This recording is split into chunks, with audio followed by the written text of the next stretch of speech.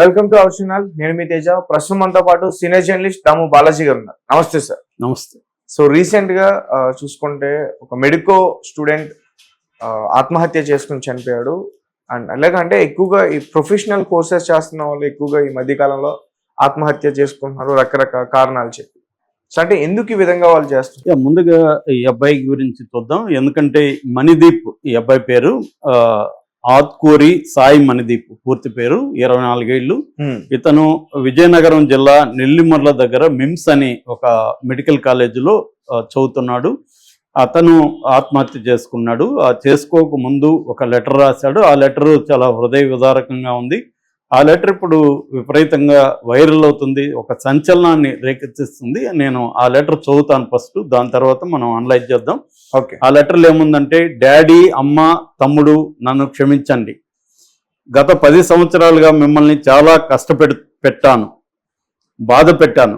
నా వల్లే ఇంట్లో సంతోషం, ప్రశాంతత లేదు. నా వల్లే మీకు ఆరోగ్యం కూడా బాగుండట్లేదు. ఎంత కష్టపడి చదువుదామన్నా చదవలేకపోతున్నా.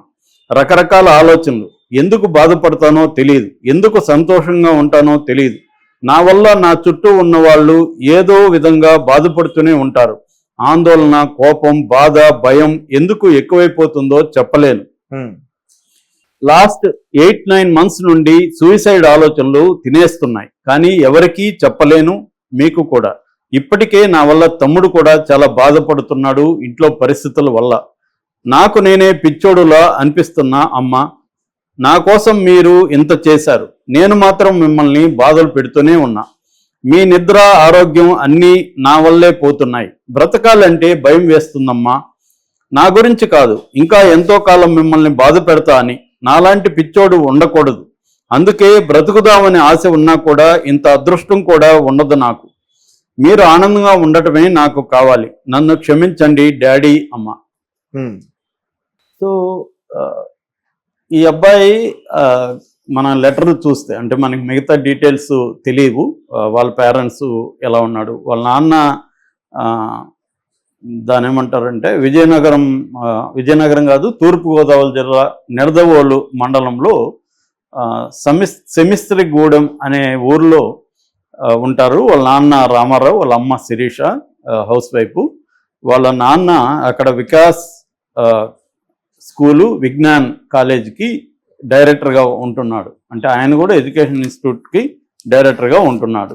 ఓకే. సో వాళ్ళ అబ్బాయి మణిదీప్, ఇతను మెడికల్ కాలేజ్ చదువుతున్నాడు. అతనికి సెకండ్ ఇయర్ అరియర్స్ ఉన్నాయని చెప్తున్నారు. తన క్లాస్మేట్స్ అందరూ కంప్లీట్ చేసుకొని వాళ్ళు పార్టీలు ఇచ్చుకుంటుంటే తను ఎగ్జామ్స్లో ఫెయిల్ అయిపోయాను, దానివల్ల ఇంటిల్లి పాదని బాధ పెడుతున్నాను అన్న ఒక గిల్ట్ ఆ అబ్బాయిని వేధిస్తూ ఉంది.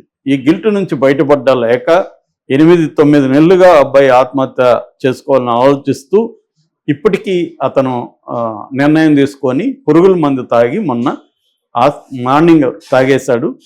10 గంటల లోపల కూడా బయటికి రాకపోతే ఫ్రెండ్స్కి డౌట్ వచ్చి రూమ్ తట్టితే రూమ్ తీయలేదు. దాంతో వాళ్ళు యాజమాన్యానికి చెప్పారు. యాజమాన్యం తలుపులు బద్దలు కొడితే ఇతను స్పృహ పడిపోయి ఉన్నాడు. తీసుకెళ్లి హాస్పిటల్కి తీసుకెళ్తే ఆల్రెడీ చనిపోయాడని చెప్పారు. పురుగుల మందు తాగాడు. సో ఈ లెటర్లో మనం చూస్తే ఆ అబ్బాయి మైండ్ సెట్ అర్థమవుతుంది. అబ్బాయి ఏంటంటే తన కోర్స్ కంప్లీట్ చేయలేకపోతున్నాడు. పేరెంట్స్ తన మీద పెట్టుకున్న ఎక్స్పెక్టేషన్స్, ఎందుకంటే వాళ్ళు కూడా ఎంతో కష్టపడి ఈ అబ్బాయిని చదివించడానికి కోసం ట్రై చేశారు. సో ఆల్రెడీ తమ్ముడు కూడా నా ఇంట్లో పరిస్థితుల వల్ల అని రాశాడు. పరిస్థితులు ఎలాంటివో మనకు తెలియదు, కానీ ఈ అబ్బాయి రాసిన దాన్ని బట్టి పరిస్థితులు అంత అనుకూలంగా లేవు. వాళ్ళకి ఏవో ఇబ్బందులు ఉన్నాయి. ఆ ఇబ్బందుల నుంచి తమ్ముడు కూడా కష్టాల్లో పడుతున్నాడు. మళ్ళీ నా వల్ల మీకు నిద్ర లేదు, ఆహారం లేదు సరిగా, మీ ప్రశాంతత నేను పోగొట్టాను.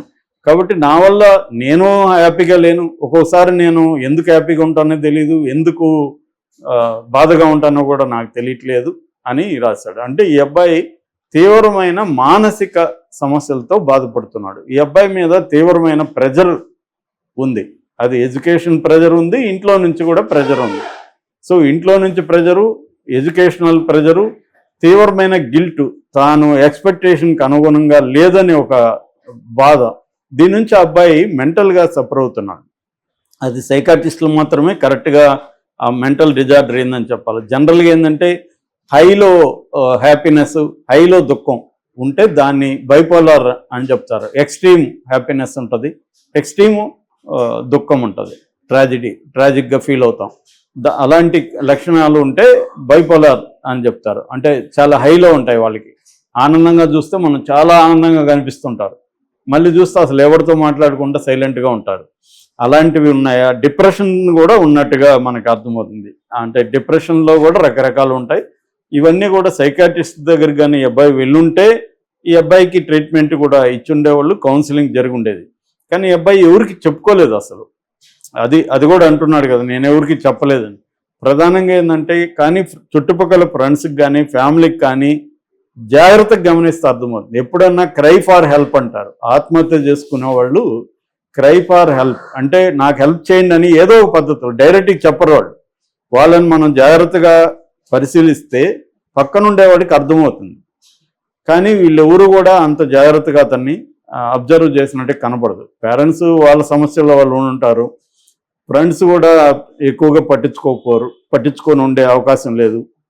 వీడింతేలారా, వీడు మూడీగా ఉంటాడు, ఇలాగేదో వాళ్ళు అనుకొని వెళ్ళిపోతారు. సో ఇతను ఆత్మహత్య చేసుకుంటాడన్న విషయం ఎవరు కూడా గ్రహించి ఉండే అవకాశం కనిపించలేదు. అయితే ఓవరాల్గా మనం చూస్తే ఇండియాలో డేటా చూస్తే 2021లో మనకి NCRB అంటారు, నేషనల్ క్రైమ్ రికార్డ్స్ బ్యూరో, వాళ్ళు ఎవ్రీ ఇయర్ పాటిస్తారు. 2021 డేటా చూసుకుంటే 13,089 మంది విద్యార్థులు ఆత్మహత్యలు చేసుకున్నట్టుగా డేటా చెప్తుంది ఓవరాల్ ఇండియాలో. కాకపోతే ఈ డేటా అనేది మనకి కరెక్ట్ కాదు. ఎందుకు కరెక్ట్ కాదు? ఆత్మహత్యలన్నీ పోలీస్ కేసులుగా నమోదవు. పోలీస్ కేసులు నమోదైతేనే NCRBలో డేటా ఉంటుంది. పోలీస్ కేసులు నమోదు కాకపోతే, ఇప్పుడు ఆత్మహత్య చేసుకున్నవన్నీ కేసులు పెట్టరు కదా, ఇదంటే కేసు పెట్టారు, ఇది పోలీసులు ఎంక్వైరీ చేస్తుంది కాబట్టి వీళ్ళు దీన్ని రాసుకొని ఫైనల్గా every year data, every month data NCRBకి పంపిస్తారు. కానీ ఒక 80 to 90% ఆత్మహత్యలు అసలు పోలీసుల కేసులకి ఎక్కువ. కాబట్టి ఇంతకి 5 6 ఉంటుంది. అంటే ఏటా నాకు తెలిసి 1,00,000 మంది పైనే విద్యార్థులు ఈ దేశంలో చనిపోయే అవకాశం ఉంది. ఇది పెరుగుతుంది ఎవ్రీ ఇయర్. NCRB ఏం చెప్తుందంటే 4.5% పెరిగింది గతం కంటే అని చెప్తుంది. అంటే రోజు రోజుకి పెరుగుతున్నాయి. దీనికి ప్రధాన కారణాలు కానీ మనం చూస్తే, ఒకటి ఎడ్యుకేషన్ ప్రెజర్స్. ఆ మధ్య మేము ఒక చిన్న డాక్యుమెంటరీ తీసాం రైల్వే చిల్డ్రన్ మీద, అంటే ఇంట్లో నుంచి పారిపోయి వచ్చేసి పిల్లల మీద.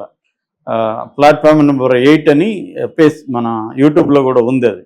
అందులో మేము తీసినప్పుడు ఆ NGO సాతి అయిన ఒక NGO వీళ్ళ మీద పనిచేస్తుంది. వాళ్ళని అడిగాం, పిల్లలు ఎందుకు బయటకు వస్తున్నారంటే వాళ్ళు చెప్పిన నెంబర్ 1 కాజ్ ఏంటంటే ఎడ్యుకేషనల్ ప్రెజర్స్. ఈ మధ్య ప్రైవేటైజేషన్ కంటే కూడా స్కూల్స్ కాలేజెస్ కమర్షియలైజ్ అయిపోయినాక ప్రెజర్ పెరుగుతుంది. ఎందుకంటే వాళ్ళు రిజల్ట్స్ చూపించుకోవాలి. మనం చూస్తుంటాం రిజల్ట్స్, నారాయణ చైతన్య 1 1 2 3 3 అని అరుస్తూ ఉంటారుగా ర్యాంకులు. అంటే ఈ ర్యాంకులు తెచ్చుకోవడం కోసం వాళ్ళని తోమి ప్రెజర్ పెట్టి వాళ్ళకి ఏ రకమైన ఆటలు పాటలు ఎక్స్ట్రా కరిక్యులర్ యాక్టివిటీస్ ఏమీ ఉండవు. ఇవేవి అదెవరో చెప్పారు మొన్న, ఆ స్కూల్లో మీరు ఎందుకు చేర్పించారంటే కిటికీలు బాగున్నాయని చేర్పించాను సార్ అంట. అంటే గాలి వస్తుంది కదా క్లాసుల్లోకి అని. అంటే అంత ఘోరం. మిగతా వాటిలో అది కూడా రావట్లేదు, గాలి వెలుతురు కూడా రావట్లేదు. అంటే విద్యార్థులకి చిన్నప్పటి నుంచి ఓన్లీ చదువే కాకుండా గేమ్స్ ఉండాలి, ఆటలు స్పోర్ట్స్ ఉండాలి, ఎక్స్ట్రా కరిక్యులర్ యాక్టివిటీస్ ఉండాలి.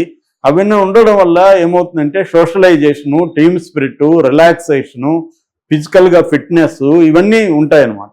ఇవేవి లేవు ఇవాళ కాలేజెస్ స్కూల్స్లో. దానివల్ల ఎంతసేపు వాడి మీద ప్రెజర్ పెరుగుతుంది. ఆ ప్రెజర్ని ఎలా తీసుకెళ్లాలో లేదు.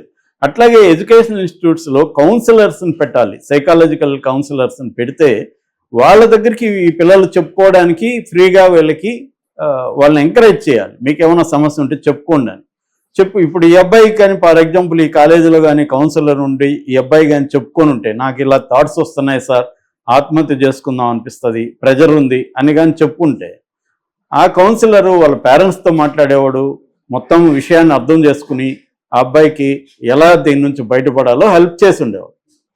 అలా హెల్ప్ ఎప్పుడైనా కూడా మన సమస్యని మనమే పరిష్కరించుకోలేము. చాలాసార్లు ఏంటంటే ఎవరికో ఒకరికి చెప్పాలి. అది చెప్పే వ్యక్తి ఎవరు ఉండాలి? కొంత నాలెడ్జ్ ఉండాలి. లేదు మనకంటే ఘోరమైన వ్యక్తికి చెప్పామనుకో, అది ఇంకా అతను పెంచుతాడు. మన చుట్టూ ఎక్కువ మంది టాక్సిక్ పీపుల్ ఉంటారు, నెగిటివ్గా మాట్లాడే వాళ్ళు ఉంటారు. వాళ్ళకి చెప్పామనుకో, మంది తీసుకెళ్ళి 10 మందికి చెప్తాడు వాడు మెంటల్ అంటారా వాడికి, అది ఇదని. దాంతో ఇతను ఇంకా సఫర్ అవుతాడు. అందుకని ఎక్కువగా ప్రొఫెషనల్ సైకాలజీ హెల్ప్ తీసుకోవాలి. ఈ కాలేజీలో అది పెట్టాలి, అది పెట్టట్లేదు. అది మేజర్ రీజన్. ఎడ్యుకేషనల్ ప్రెజర్స్ అనేది మేజర్ రీజన్. రెండవది మెంటల్ హెల్త్ ఇష్యూస్. చాలామంది పిల్లలకి మానసిక సమస్యలు ఉంటాయి. ఆ మానసిక సమస్యల్ని పేరెంట్స్ పట్టించుకోరు. ఫిజికల్ సమస్యలనే పట్టించుకుంటారు, జ్వరమో ఇంకోటి వస్తే పట్టించుకుంటారు, మానసిక సమస్యలను పట్టించుకోరు. ఎందుకంటే ఇప్పటికి కూడా మానసిక సమస్యలు ట్యాబు ఇండియాలో. ఇప్పుడు నాకు డిప్రెషన్ ఉందని ఎవడు చెప్పుకోడు బయట. జ్వరం ఉంది ఇంకోటి ఉందంటే చెప్పుకుంటారు. నాకు డిప్రెషన్ ఉంది, నాకు యాంగ్జైటీ ఉంది, నాకు న్యూరోసిస్ ఉంది, నాకు ఇంకో జబ్బు ఉంది అని చెప్పుకోరు ఎవరు. మానసిక సమస్యల్ని ఎవరికి చెప్పరు. ఫేస్బుక్లో నాకు జ్వరం వచ్చింది ఈరోజు హాస్పిటల్లో చేరానని పెడతాడు, కానీ నాకు బైపోలార్ డిసీజ్ అని చెప్పారు ఇందాక హాస్పిటల్ సైకాట్రిస్ట్ దగ్గరికి వెళ్తున్నానని పెట్టరు. ఎందుకు పెట్టరు? వీళ్ళు పిచ్చోళ్ళలాగా చూస్తారు. ఈ అబ్బాయి కూడా నేను పిచ్చోడు అయిపోయినానని రాసుకున్నాడు కదా, పిచ్చోళ్ళలాగా చూస్తారు కాబట్టి చెప్పుకోరు అనమాట. అందుకని అదొక major issue. Mental health issues ఉన్నప్పుడు మన సమాజంలో ఇంకా ట్యాబు ఉంది. సైకాలజిస్టుల దగ్గరికి పోవడం కూడా ఒక తప్పులాగా భావిస్తాం, అది తక్కువ అనుకుంటాం, అందరూ పిచ్చోడు అనుకుంటారేమో అని మనం ఎవరికి చెప్పం. సైకలాజికల్ ఇష్యూలను మన లోపలే పెట్టుకుంటాం. ఇది మేజర్ ప్రాబ్లం.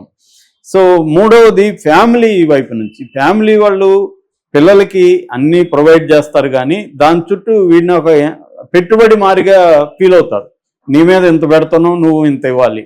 ప్రొడక్షన్ అంటే వీడేదో ఒక ప్రోడక్ట్ లాగా, కొడుకో కూతురు ఒక ప్రోడక్ట్ లాగా నీ మీద ఇంత ఇన్వెస్ట్ చేస్తున్నాం కాబట్టి నువ్వు మాకు రిటర్న్ ఇంత ఇవ్వాలి, అంటే నువ్వు ఈ ర్యాంక్ ఇవ్వాలి, ఇంత మార్కులు తెచ్చుకోవాలి.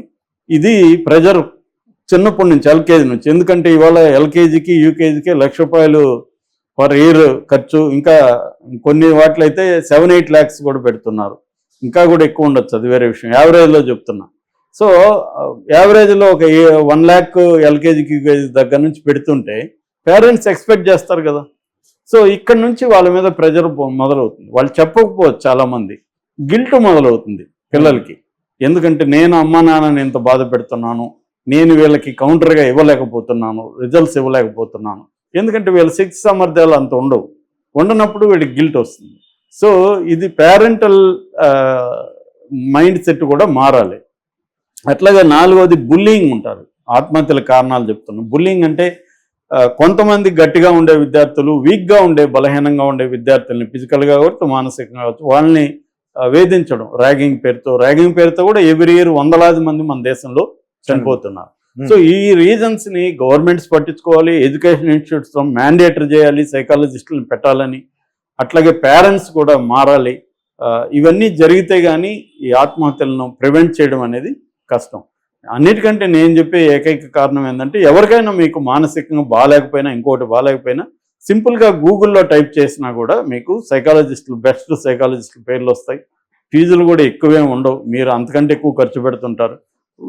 వెళ్ళి వాళ్ళతో ఓపెన్గా చెప్పండి నా సమస్యలు అని.